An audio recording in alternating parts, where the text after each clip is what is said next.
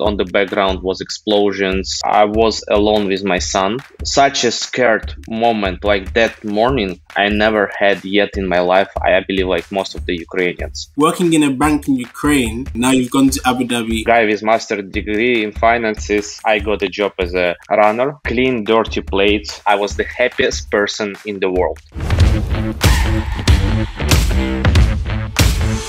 Today I'm very excited because we've got another guest on who I'm ready, raring to go to hear about his story. Not only is he a husband and a father, he's also the founder of Golden Stream Media and also an 8-figure e-commerce expert and also one of the members of Forbes Business Council. Anatoliy, how are you doing today? Hey, Jason. Thanks for the warm welcome, and I appreciate to be here. And I'm doing really awesome and looking forward to share as much as possible with the audience, which is hopefully going to be working for them if they implement, and especially show them what is possible and how to manage that or other life situations. Especially we're going to be speaking about life and the business altogether. Before people become successful, there's always some traits or some things that may be happening in their childhood. My story about the e-commerce started in Dubai, but my whole story about who I am today, it's for sure from the childhood, because this is where I start understanding that something is really wrong in my life, because I wasn't grow up in the poor family, like really poor, because there is a different stories of people who become like self-made, wealthy person from the street, homeless. No, I was really in the nice family, full of financial problems. It's true. When I was looking on entrepreneurship in the childhood, for me it was the nightmare. I was looking on my father and I was saying to myself, I will never ever be an entrepreneur. The future is like working for someone else, get management position, deliver the value, make the money. But and even make the money, for me it was like I was thinking too small, because all my life, from first job for which I got, it was 13 years old. Wow. I was cleaning graffiti on the mountain place, and after that, from 14, I started working on construction site.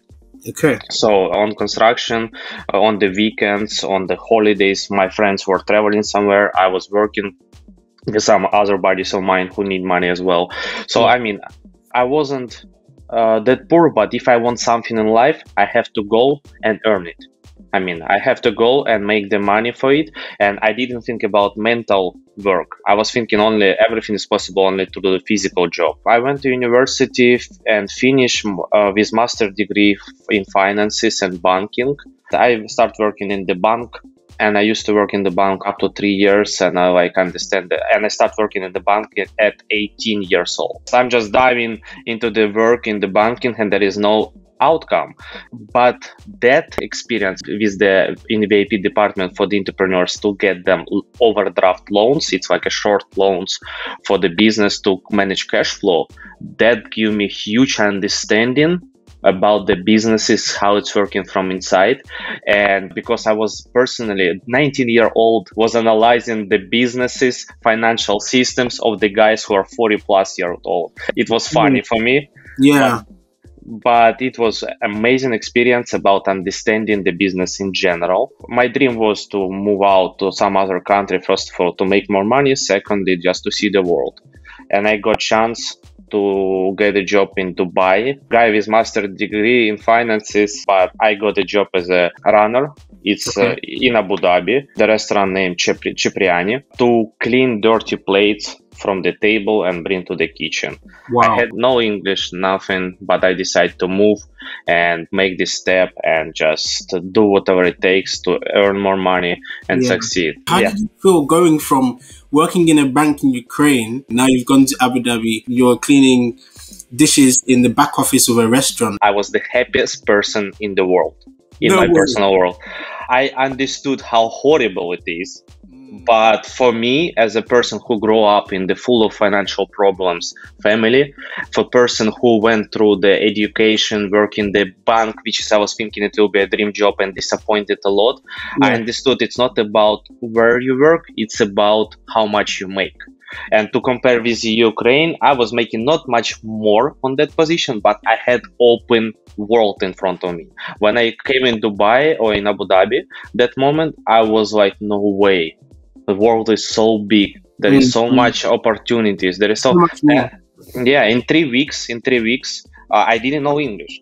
It was full of Spanish, Italian, and Filipino people in the team, and I didn't know English. For me, first 3 weeks was horrible, but I start studying English, start a bit talking, and I obviously what I done always in my life, I just push forward myself to be better in where I am right now. In the like, doesn't matter where I am, I'm supposed to be the best, and I really done such an incredible push in terms of proving my English and in terms of show up, that in 3 weeks when we open restaurant, they moved me from runner to assistant waiter, which is I was already just bringing drinks, taking the orders time to time. So I understand it's nothing, but for me it's a big thing. But I was always looking for something better. To be honest with you, how I got the job, I was going through the high buildings, skyscrapers, 60 floors. I was going to the last floor.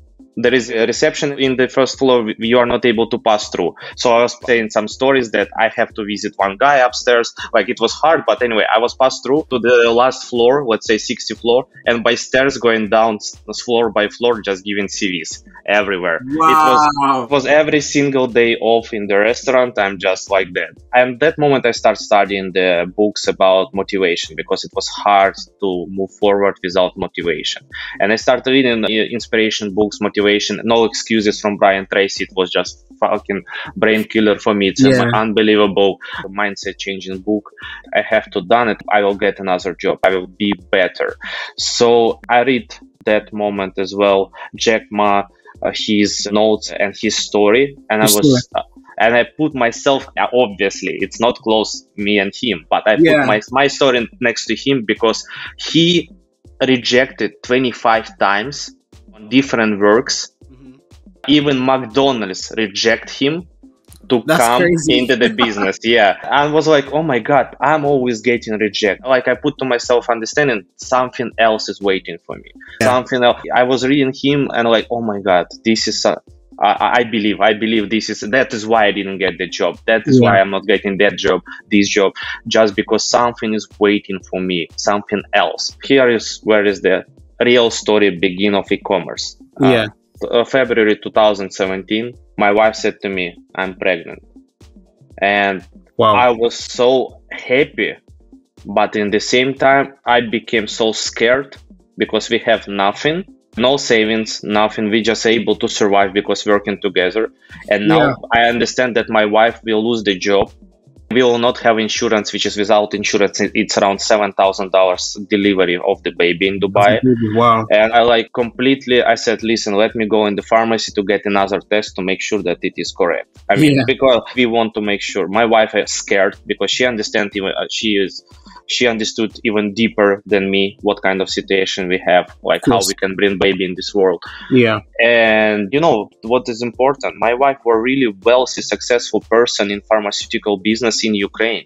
I mean, and she left everything because of me and said, I will be with you and we'll deal with everything. I was like, that's why she became my wife, because it mattered for me. That moment she was crying and so like, how are we gonna manage? So I went to the pharmacy outside. It was plus 35 or plus 40 degrees outside in Dubai, sun, and I'm just going and my legs are shaking, my knees are shaking, and I will never forget that feeling. And I'm just stuck on the street. I couldn't walk. I'm just almost crying and like, what I'm gonna be doing. And at that moment I promised to myself, I will do whatever it takes to bring my child in this world in different financial position where I am, or in the childhood and where I am right now as for today. And I just took another test, came back, started telling to my wife everything will be fine. And in 5 months, unfortunately, I supposed to make a decision to bring her back to Ukraine, because we have no money anymore to pay for the even room to keep her there, because she's supposed to resign at work. And in that moment I found out another job. As always I said, I'm pushing forward myself all the time. In the gas company. It was my dream. gas or petrol company in UAE. Oil, This was something like that. yeah. I was looking at as a high level performance management, like making money. And I went there. I said to my wife, "Listen, you going to Ukraine? I'm going there. I'm making money. We're gonna be great." I was like, I'm found out. And unfortunately, the salary was exactly the same as a previous job, but they were no, come on, but they were promising big commissions because of the deals, like $300,000-$500,000 each deal, and you're gonna be getting commission. And I was like, whoa, like I'm gonna be doing that. I always on the long-term guy. I'm not looking on the make money right now. Okay. And as always in the practice, it was a lie. We ended a year. I'm just going to beat the future, but just to let you know about this job. We end the year, I closed like several millions deals. Okay. And I was third guy of performance in the team. Yeah. And we didn't get any commissions. It was a lie. Yeah, and I wasn't care that moment, because that moment I was already in e-commerce. So coming back in the moment when I drove my wife to Ukraine, I went back, I got the bed space in the 2-bedroom apartments, whereas another 7 guys was living, and just start thinking, what else I can do? Okay, more waiter jobs on the part-times. Let's do it. 7:30 till 5:30, 7:30 a.m. till 5:30 p.m. I'm in the gas company. 6:30 I'm already somewhere on the private villas, bars, restaurants. 11 p.m. sometimes in the nightclubs, serving. So it became from couple of times a month, it became couple of times a week, and later on it became every single night. Every single. And during this time I found out the book Rich Dad Poor Dad. That's the book for everyone, isn't it? And that was the life changing moment in terms of understanding I want to be an entrepreneur. That's why I told you at the beginning about my father. I said to me, I will never do any kind of entrepreneurship in my life, because it is as it is. My father lost really like health on it. And I just understood that because of the right books, I understood that mental things supposed to be different. My father didn't get that. And second thing, I understood itself the model from the Robert Kiyosaki. I started reading more books from him and more books about sales from the Brian Tracy. And after that, I opened to myself for Grant Cardone, 10x rules, and be obsessed or be average. That was freaking incredible, which has helped me to survive in e-commerce at the beginning. So I just like, okay, done. I'm going to be searching for business models. What can we do as a business? While I was working in that gas company, I was scared about that, obviously, but I was thinking already, what can I do by myself? So I was doing the job. I have one question. Sorry to cut you off. It's a very strange question, but do you miss anything from that time in Dubai, the struggle, the hustle? Do you miss anything from that time? I would tell you, I'm super glad that I had that time. Okay. Because when I'm coming back in my memories, I always smiling, even especially the biggest fails which I had, which I remember I was almost crying and even crying. And there was such a painful moments in life about always failing with no reason. When someone really worse than you, I'm not saying that I'm the best, but I'm saying I know that on the logical way, on the particular station, I was better, and I was failing with no reason. It was really, really difficult. And plus there was a moment when I brought already my wife back to Dubai, and my gas company promised me that they will pay me 25K for the apartments, for flight tickets, and so on. I make some money on e-commerce. I borrow some money from friends, and I just bring them. And after that, they said, no, we won't give you anything. Okay. Sorry, but we were telling you, but sorry, it's not the best time. And I was like, it was discussed, to be honest. And it was horrible. I was crying in the car because everything what I made in e-commerce, so there was not much, because I lost as well. There is like fails came. I also wanted to touch briefly on leaving Ukraine recently in the war. What was it like? I don't have any question, like a particular question. What was it like? How did you escape for those kind of first few days? So just to make it clear, yes, I'm from Ukraine. And the thing has happened on 24th of February. And that's why I just mentioned a few minutes ago that last 6 months I'm traveling, unfortunately. This time, unfortunately, because I'm traveling not because I want, because we have to. and we cannot come back in Ukraine. The number one thing when it happens, to make it clear, I was alone with my son, 4-year-old boy, and my wife. I give her for 14th of February the gift. I bought for her a tour to Spain, fitness tour with bloggers. So I just said to her, take a rest and enjoy the time. And 1 week I will stay with my son. When she left, in 3 days, everything started. And I was alone with him. It was 6 a.m. Everyone was calling me. On the background was explosions, shelling in Melitopol from my relatives. My father was calling me at that time. I was in Kiev and I was asleep when first explode happened. And I just went to the windows and we were on the fourth floor. And I have seen how crowd is just running around with the luggages, pulling into the cars, and was like just running. Like it was like I'm staying, I'm looking in the window, I'm listening to someone on the call, and I couldn't believe that it happened to me because I went to sleep at 3 a.m. and 4 a.m. everything happens. 6 a.m. I got wake up by family relatives, and I looking on my son. I'm alone. I'm without my wife because always my son on my wife. I'm thinking about business. I'm thinking about how to make money. I'm thinking about where we would go to travel. I'm thinking about always that part. And my wife was all about son, always. I mean, ever. And here I'm alone. I don't know what should I do. I mean, it was such a scared moment. Like that morning I never had yet in my life. I believe like most of the Ukrainians. I just stuck. No, I didn't stuck, to be honest. I was just running 3 rooms between the rooms like that in the apartments. I was just running and didn't know what to do. And my son was sleeping in the bed. So yeah, I called to my wife. I said, this has happened. And she was crying. I said, no worries. We will find out the solution. And obviously the border became closed to the man because of the war, and officially war started. Like I just took my son, we grab everything together, whatever we can, and we sit down in the car with our friends on another car. By 2 cars we went through, everyone was going through Zhytomyr highway, where is people, like, to let you understand, one of my assistant, she tried to move from Kiev through that highway. Stay there. She stayed on the exit of the Kiev for 1 day, and she returned and came back in the basement and staying in the basement after that 10 days because she was not able to leave. There was always traffic jam. There was people stop. Plus no petrols on the gas stations, no petrols, and my bag always full. My car always full of petrol. But this time I don't know how, but I had almost empty car, and I like.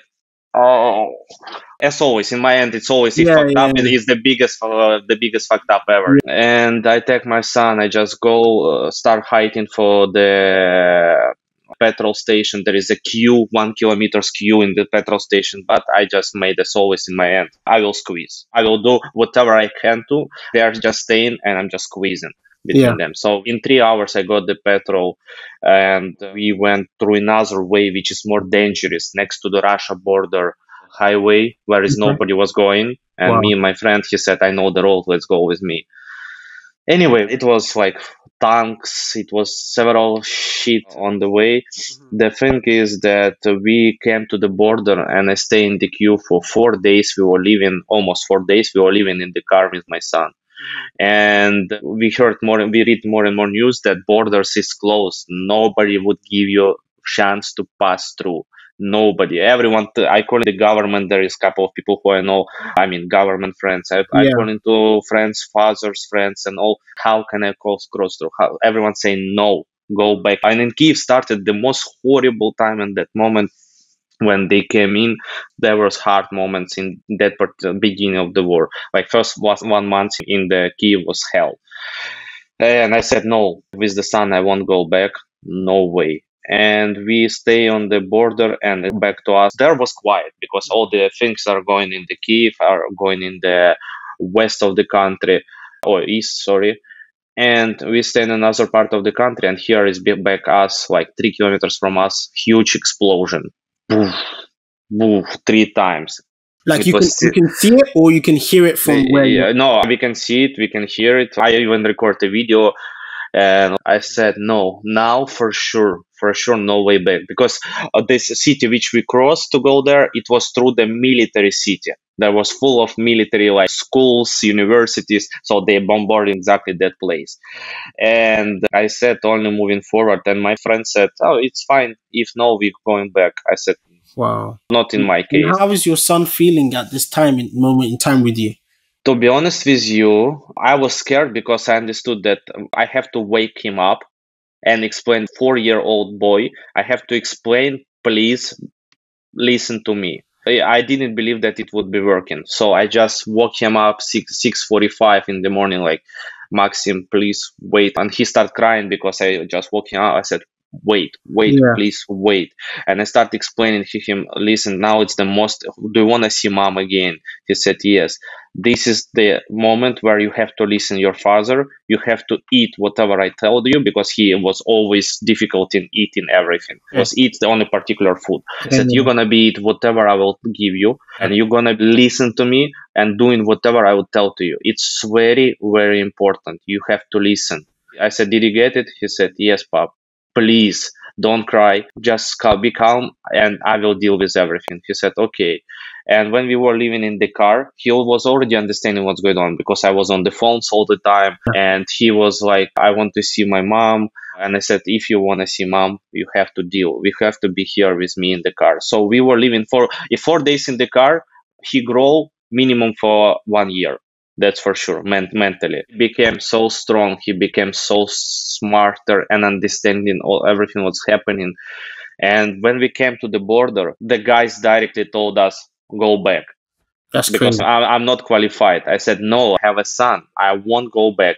Go back, I told you. He just started showing the Kalashnikov, all the shit. I said, no, I won't go anywhere. Please don't do that. Call your boss. Go from here. And I'm just staying. They start already pointing by the guns on us, like, go away. My son started crying. He just grabbed me on the hands. Like I said, please, we have to move. I mean, and why I was doing that? It's not because I just want to, I know that I'm not eligible to go legally, but there was a point. I started staying in the queue when on 24th before midnight, we were still able to cross the border. But because queue was 3.5 days, we lose that chance because they already closed the border. It's first thing. Second thing, my wife was in Spain when everything started. Not after the war, she crossed the border and waiting on the other side, and we have chance to cross with the boy. Not. I had all the proofs. My wife recorded video that she's going to Germany from Spain to the shelter where she will be protected. And I was showing that, listen, here is the documents, here is the flight tickets, here is everything. My wife left the country before everything started. I need to deliver a baby for her. I need to move. I need to make him safe. So anyway, rejection was everywhere. I said, my friend, when he was with the pregnant wife, with the 4-year-old boy as well, and they said, go home. And he said, okay. And he just go back. And he said, are you going with me? I said, man, no, I won't go. I won't go. I'm still here. Yeah. And I spent 1 day extra on the border itself, where I was fighting with all of them. I found the boss. I explained to the boss. I explained again and again and again. I showed the proofs. And I said, listen, whatever you would tell me, I won't leave. You've left the kind of the war zone, but you are a Ukrainian. You know, it's in you. What is that after feeling or after kind of mindset? I was feeling only my son, my son, my son, my son. I was feeling I have to protect him. I wasn't care about anything else. Protect my son. It was the goal. I didn't see any borders. I see the goal. When I crossed the border, I realized that son is completely protected. And that was the happiness. Yeah. But even more than happiness, it took sadness and feel guilty. Feel guilty for my nation, for Ukraine, for I ran away. The feeling that I done something bad for my country and people there. Yeah. And I started really judging myself that it is not correct. But again, I look back on this chair, on the kid chair in the car, and I realized, no, everything is correct. That was the matter. number one matter for me. I have to deal with him. We just start building a plan, how we're gonna help. And we start helping financially on the points where it really needed, not like in the general bank account of the Ukrainian military. No, we Yeah, didn't. We yeah. haven't done that. You need, It's like you there is need other to people go doing. straight to the point. Yeah. Yeah, like people lost their house. They're running from the shelter from Kharkov to Kiev. Okay, they need pampers, they need food, they need place where to stay. Like they need a lot of things, and volunteers are arranging that, but they need finances. Hey, we're gonna help you out. In my local city where I grew up, Zaporizhia, it's next to the front where is all the things happening. My friends from my company still there. They decided not to go, and they were arranging, we sending money, and they were arranging a lot of quadrocopters, night visions, bulletproof jackets, and a lot of other things to the soldiers on the front. To give a summary about that, what is the point?